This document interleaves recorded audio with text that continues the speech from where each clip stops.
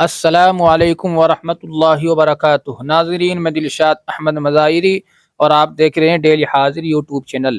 محترم ناظرین، قرآن کریم کے یا سپارے کے یا اسی طریقے سے مقدس کتابوں کے اوراق جو بوسیدہ ہو جاتے ہیں ان کا کیا کرنا چاہیے؟ اس لیے کہ بہت سارے حضرات کہتے ہیں کہ ان کو دفنا دینا چاہیے، بہت سو کا کہنا ہے کہ ان کو دریا میں بہا دینا چاہیے، اور بہت سو کا کہنا ہے کہ ان کو جلا کر کسی محفوظ جگہ میں دفن کر دینا چاہیے۔ تو آئیے محترم ناظرین، ہم اس سلسلے میں دو فتاوے دیکھیں گے۔ جامع علوم اسلامیہ علامہ محمد یوسف بن نوری ٹاؤن کا فتویٰ اور ام المدارس دارالعلوم دیوبند کا فتویٰ۔ ہمیں ان فتووں سے کیا رہنمائی ملتی ہے؟ آیا قرآن کریم کے یا مقدس کتابوں کے یا سپاروں کے جو بوسیدہ اوراق ہے ان کو دفنا دینا چاہیے، یا دریا میں بہا دینا چاہیے، یا جلا کر محفوظ جگہ میں دفن کر دینا چاہیے؟ جب تک آپ ہمارے ساتھ بنے رہے انشاءاللہ مکمل جانکاری آپ کو مل جائے گی۔ اس سے پہلے میں آپ سے ایک چھوٹی سی گزارش کرتا ہوں کہ اگر آپ ہمارے چینل پر نئے ہیں تو آپ ہمارے چینل کو ضرور سبسکرائب کر لیجئے۔ تو آئیے محترم ناظرین، سب سے پہلا فتویٰ جامع علوم اسلامیہ علامہ محمد یوسف بن نوری ٹاؤن کا فتویٰ آپ اپنی اسکرین پر ملاحظہ فرما لیں، جس کا عنوان ہے قرآنی بوسیدہ اوراق کو دفن کرنا بہتر ہے؟ سوال: حالیہ دنوں میں سوشل میڈیا پر ایک پیغام بار بار پڑھنے کو ملا ہے کہ قرآنی اوراق کو دریا میں نہ بہایا جائے اور زمین میں دفن کر دے۔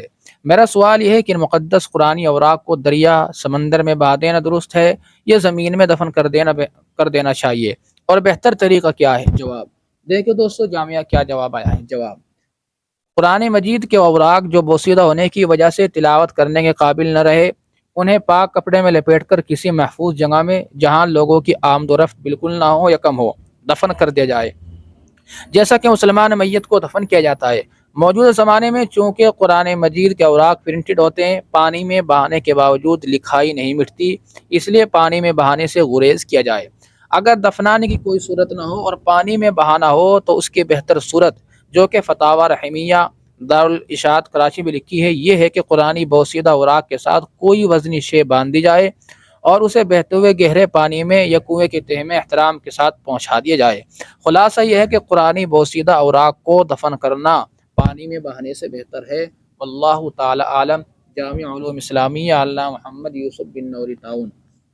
اب آپ حضرات اس فتوے کے بعد ام المدارس دارالعلوم دیوبند کا فتویٰ ملاحظہ فرما لیں۔ دارالعلوم دیوبند کا فتویٰ کیا کہتا ہے؟